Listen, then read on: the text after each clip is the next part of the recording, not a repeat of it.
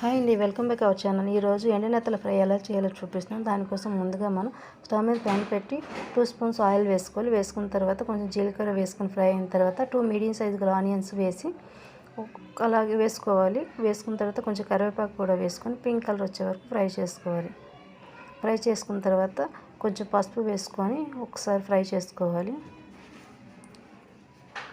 Fry అయిన తర్వాత అందులో ఇప్పుడు రుచికి సరిపడినంత సాల్ట్ కూడా వేసుకోవాలి. వేసుకొని ఆనియన్స్ కొంచెం ఫ్రై చేసుకోవాలి. ఫ్రై అయిన తర్వాత అందులో కొంచెం అల్లం వెల్లుల్లి పేస్ట్ 1 స్పూన్ వేసుకొని పచ్చివాసన పోయే వరకు ఫ్రై చేసుకోవాలి.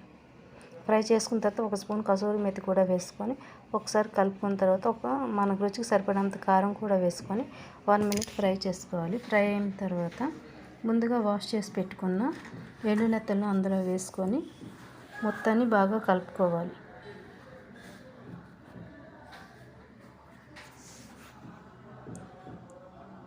కలుపుకొని మూత పెట్టుకొని లో ఫ్లేమ్లోనే ఫ్రై చేసుకోవాలి. 15 మినిట్స్ వరకు ఫ్రై చేసుకోవాలి. మధ్య మధ్యలో మూత తీసి కలుపుకుంటూ ఉండాలి. అవి మొత్తానికి లాస్ట్ ఫ్రై అయిన తర్వాత లాస్ట్లో కొంచెం గరం మసాలా, కొత్తిమీర వేసుకుంటే మన ఎండునెత్తల ఫ్రై రెడీ అండి. నచ్చితే like, share, subscribe. Thanks for watching.